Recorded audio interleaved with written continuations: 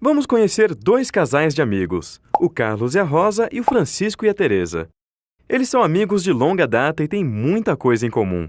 Para começar, trabalham na mesma empresa e, como exercem mais ou menos as mesmas funções, recebem salários praticamente iguais. Além disso, eles moram na mesma rua e em casas do mesmo tamanho. Mas uma coisa é bem diferente entre os dois casais. O Francisco e a Teresa não têm filhos, são só os dois. Já o Carlos e a Rosa têm 3 filhos, um mais agitado que o outro. Recentemente, o Francisco e a Teresa quiseram aumentar o tamanho da casa em que moram e decidiram construir um segundo andar. Foi uma obra trabalhosa que levou bastante tempo, mas no final ficou muito bonito. O Carlos e a Rosa, quando viram o resultado, pensaram na hora que deviam fazer o mesmo. Afinal, já era tempo de arrumar mais espaço para as crianças. Mas quando fizeram as contas, que pena! O dinheiro que ganhavam não era suficiente. Mas como então Francisco e a Teresa conseguiram aumentar a casa se o salário deles é o mesmo do Carlos e da Rosa? Não é difícil responder, não é mesmo? O Carlos e a Rosa têm 3 filhos. As despesas deles são muito maiores do que as do Francisco e da Teresa.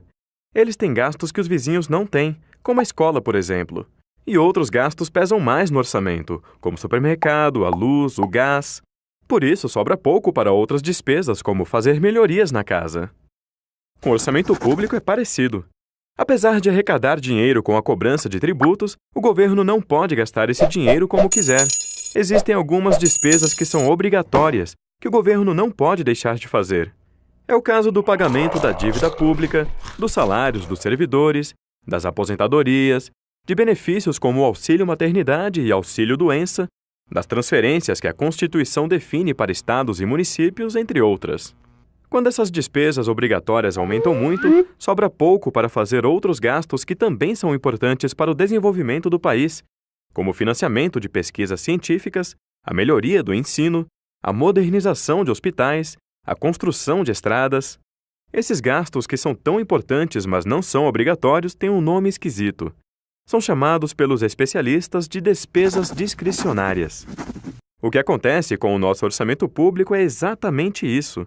Os gastos obrigatórios deixam pouca margem para as outras despesas, que são aquelas em que o governo pode decidir o que fazer.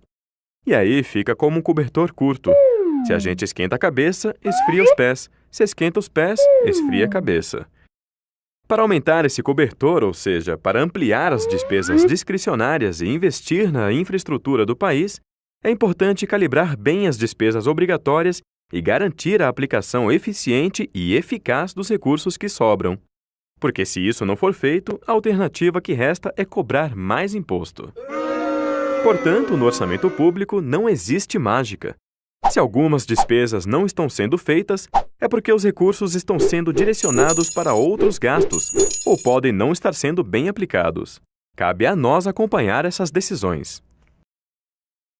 Para mais vídeos da série Orçamento Fácil, inscreva-se em nosso canal.